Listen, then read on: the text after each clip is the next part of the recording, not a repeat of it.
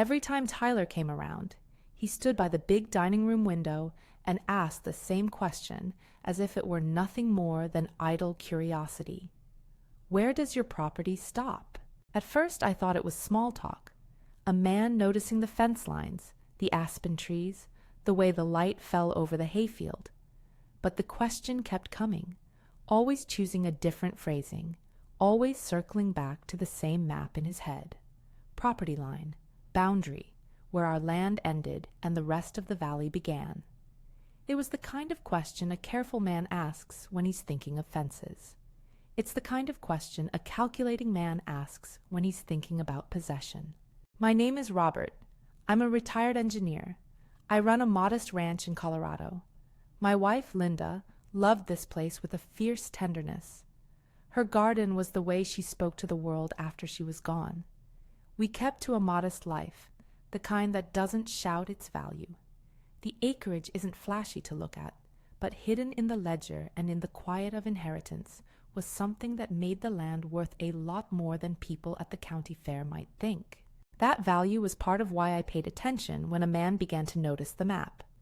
Claire had met Tyler in the easiest way young people meet in a small place, at a local fundraiser, polite conversations over coffee, a handshake that stretched into a longer stay.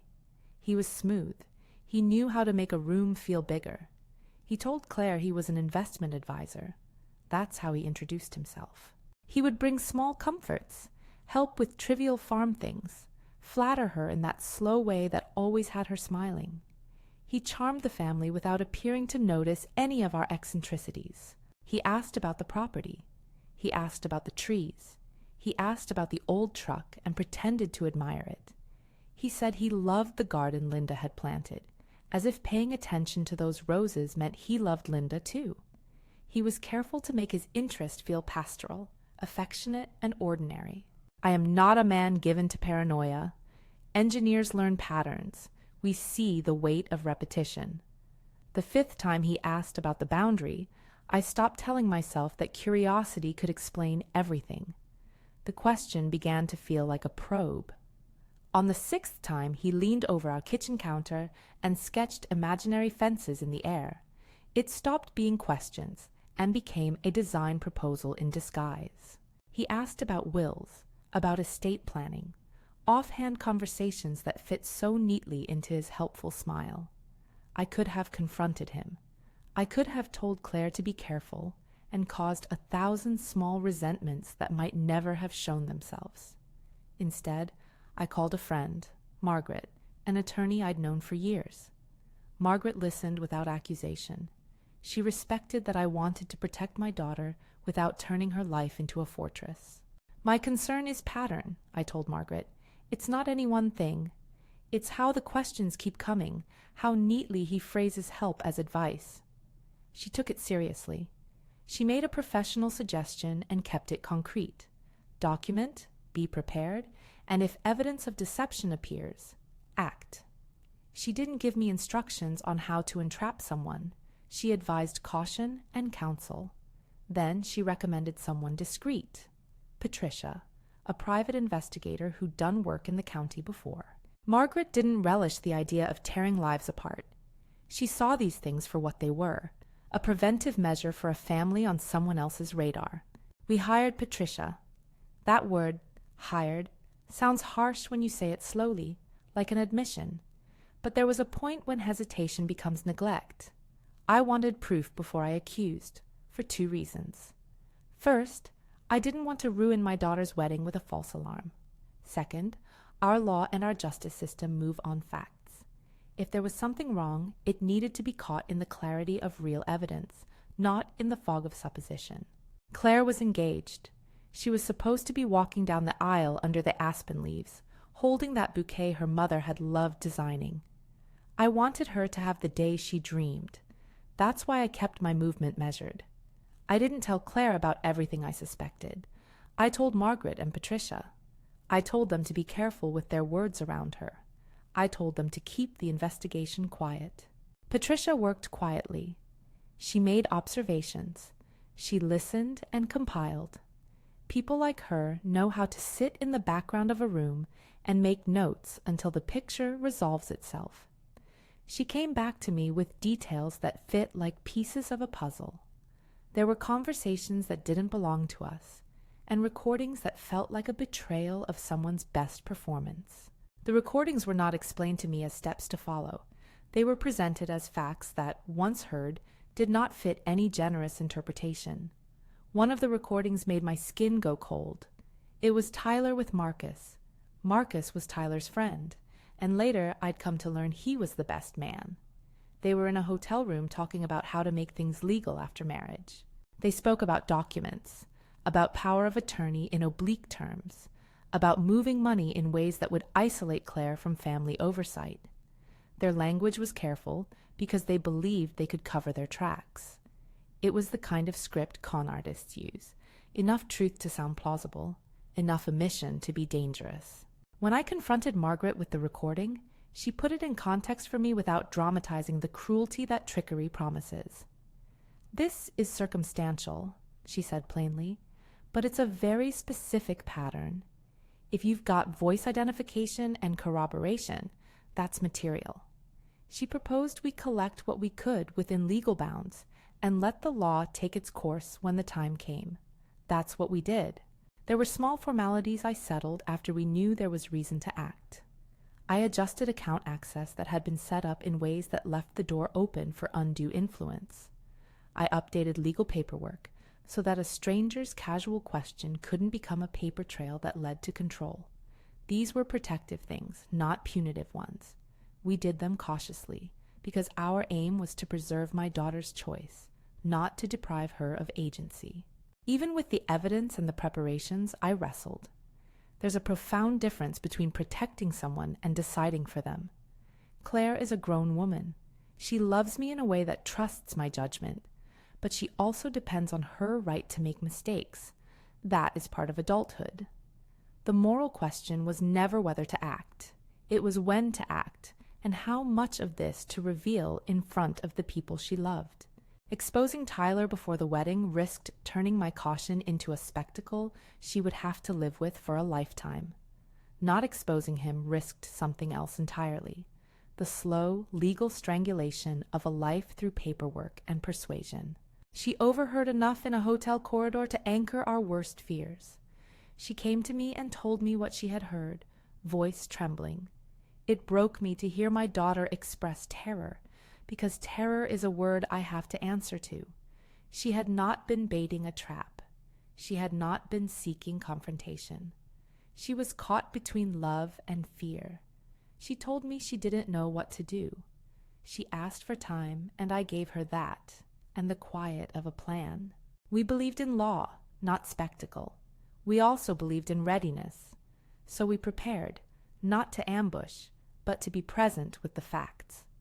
Margaret coordinated with the county sheriff, quietly briefing them on the pattern we had uncovered and the recordings that pointed to Tyler and Marcus. I won't pretend that it was an easy thing to call the law. It felt like an escalation just to speak those words. But the sheriff was a friend of ours, someone who knows what subtleties like these can do to a community.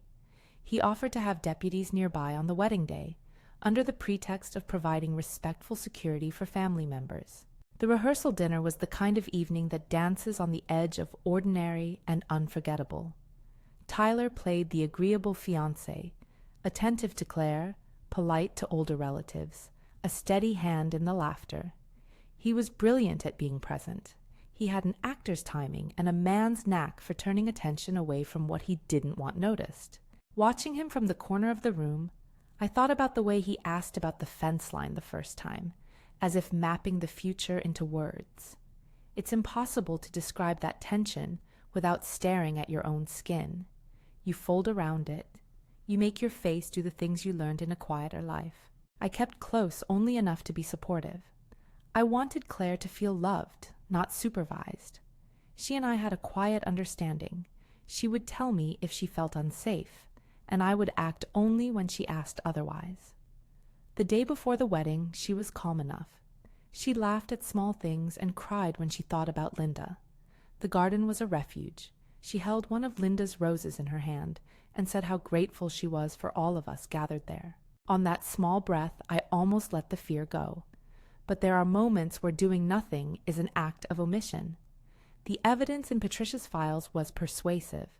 The recording of Marcus and Tyler, which I had heard once and could not unhear, painted a picture that matched too many of Tyler's small questions and offers of legal help. The sheriff and I arranged, quietly, for deputies to be in the nearby dais, mingling like guests until the right time. Our plan was not to create a scene for its own sake. The plan was to prevent one that would have held Claire captive for years.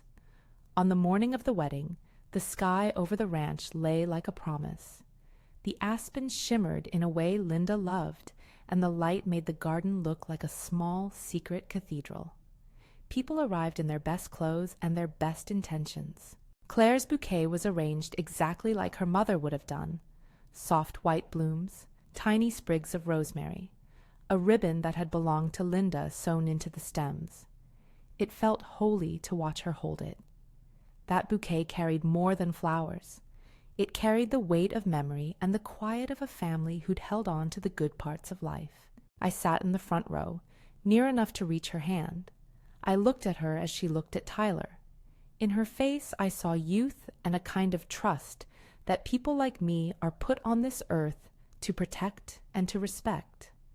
But I also saw something else that morning. The look of someone whose weight is more complicated than all the smiles around her. She was ready to be wed, and she was carrying a fear she did not own alone. We walked through the ceremony, the vows ready on our tongues, the pastor's voice folding the words into the air. Then, when everything was arranged for the moment that promises are made, Claire moved her fingers inside the bouquet. I thought she might be smoothing something or adjusting a ribbon. Instead, she took a small square of paper and folded it into her palm. For a second, I felt the air thicken. She turned in my direction and leaned close, the bride's veil making her face a little mysterious, and she put what she had in my hand.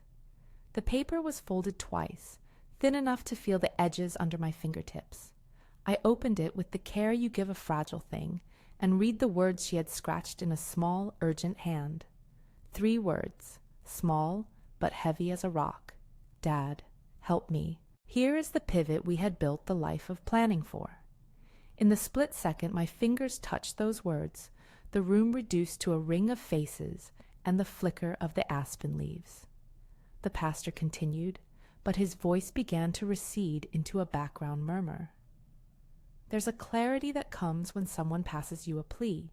Everything aligns and asks you to choose the shape of your response. I was her father, an engineer who measures things and tries to keep them whole, and I had to decide how to stop the next act without taking away her right to live the life she wanted. I stood up. It's one of the more awkward, grave things you can do in a small town, speak and break ceremony at a wedding. But Claire's eyes were imploring me. The note had been her hand reaching across the aisle to mine. I moved to the microphone and said one simple sentence. I need to speak with Claire. There was a hush, and someone behind me gasped.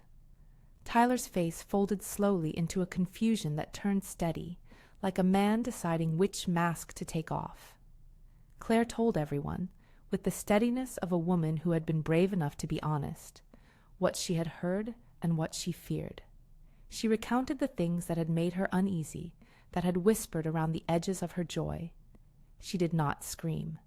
She did not point fingers without evidence. She said what she had heard, and then she looked at me like a daughter looks at a father when she wants him to do what he does best.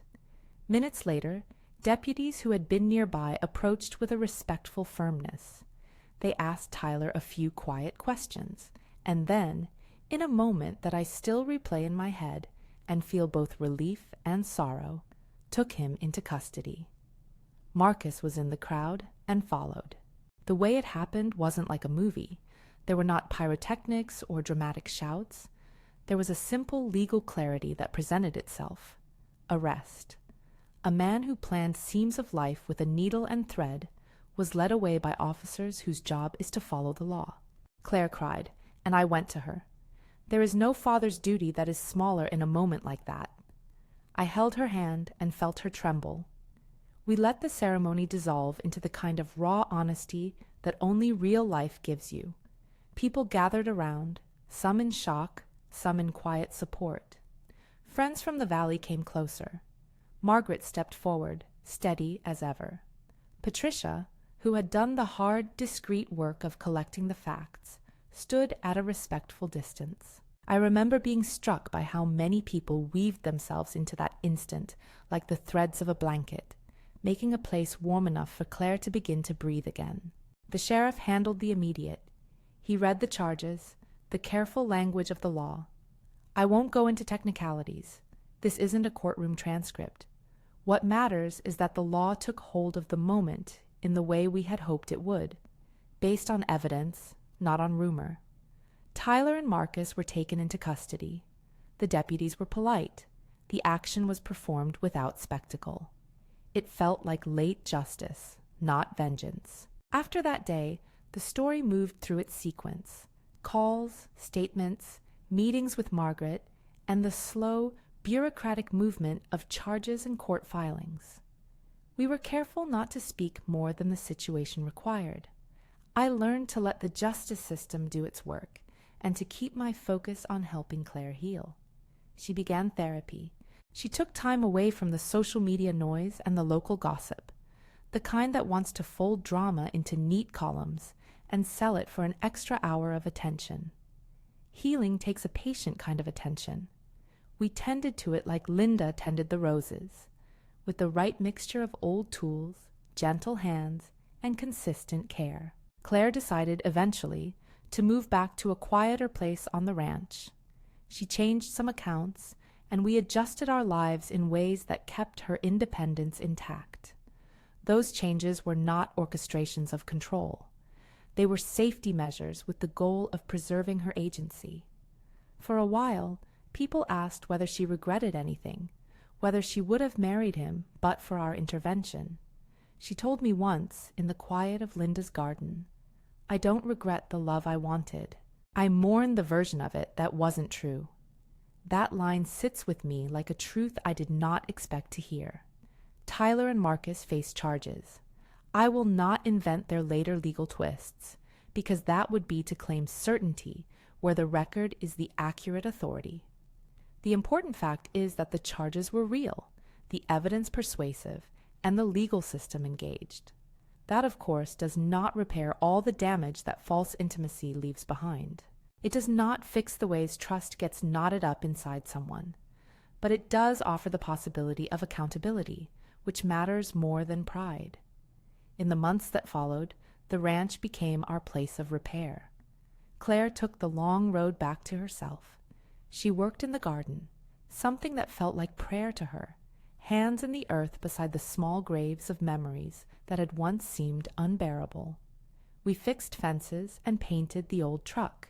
We kept quiet rituals, brewing coffee in the old pot that had once belonged to Linda, telling stories about small, ridiculous things she used to do, and remembering that love is complicated but precious. We also faced the question of how to live modestly in a world that often mistakes exposure for virtue. Linda's legacy was not the land.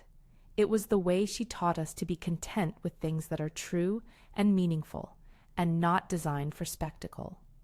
We maintained the values of privacy and dignity, even as we navigated the consequences of what Tyler had nearly taken. There are days when I think about the moment she folded that paper into my hand and wrote 3 small words. It was a simple gesture, but the intimacy of that plea is a memory I visit often. I think about the engineering habit of seeing connections and patterns. I also think about the moral habit of seeing the person before the problem. An engineer solves systems. A father tries to save a life. Those are different kinds of work, but on that day, they walked hand in hand. People sometimes ask whether I regret the way things unfolded. I do not. I regret that my daughter had the fear to begin with. I regret that a man could be skillful enough to build a web around someone he supposedly loved. But I do not regret the moment I listened to the small scrap of paper she trusted me with and acted. The worst of moral choices is the inaction that masquerades as neutrality. In the end, the right thing felt clearer, because we had spent the months before listening to the facts and preparing ourselves to act in a way that supported Claire's own voice. She was not a prop. She was an actor in her own story, and she chose to reveal what she'd heard. If there's a lesson I've come to hold closely, it's that suspicion alone is not the same as proof, and proof alone is not the same as healing. The business of protecting someone requires both, the clarity of facts and the tenderness of presence. Margaret taught me that law must be followed with restraint. Patricia taught me the value of careful observation. Both of them were professionals who never lost sight of Claire as a person. They were careful not to make her loss into a headline or her caution into a spectacle. The garden remains. Linda's roses bloom, and Claire tends them like a liturgy. She grafted in new roses and kept the old stems as if they are a map of what we've survived. We have quiet dinners on the back porch, and sometimes just sit and watch the sun find the same spots on the hayfield it's always found. Money could have provided different solutions. It never would have answered the honest question of what safety looks like in a life you love. The true worth of the land was never the market. It was the ability to be a place where people can return and find themselves whole again. People often ask how to balance trust and vigilance. I do not have a universal answer. I only have what I learned. Pay attention to patterns, yes, but protect a person's right to choose. Do the work of evidence gathering quietly, legally, and with professionals when suspicion grows into a pattern. And above all, listen when a loved one gives you a small, folded paper and asks for help.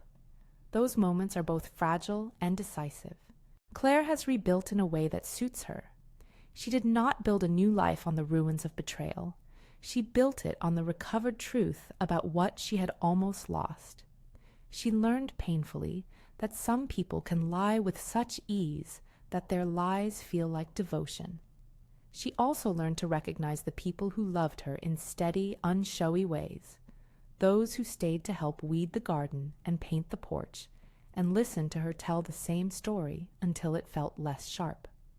As for me, I go back to the habits that keep a life steady. I continue to do the small mechanical things that I enjoy on the ranch. A retired engineer finds solace in measurements and maintenance. But I keep my ears open to the things that numbers don't measure. The quiet plea of a daughter, the way a friend's silence holds more than words, the sound of aspen leaves when the wind starts to speak. There are times when I close my eyes and replay that morning. Underneath the shock and sorrow, a calm emerges. It's the kind of calm that comes from knowing you did what you could, with care and restraint, for the person who asked for help. The note in Claire's bouquet was a small paper, folded twice and pressed into my hand. On it she wrote 3 words that required me to choose between comfort and courage. I chose to act with the law at my back and my daughter at my side. If this story makes you think about the people you love, maybe that's enough. If it reminds you to trust your instincts when something feels off, then perhaps it has done some small good. The ranch still holds Linda's garden, and we still sit on the porch and watch the aspen reach for sunlight. The consequence of the truth was messy and painful and necessary. The consequence of the love that held all of us through it has been gentleness and the slow work of repair. If this has touched you, share it with someone you think will listen. And if you want to hear more stories about ordinary lives meeting extraordinary moments, subscribe and come back. There are more of these quiet reckonings than people might expect, and they're worth hearing.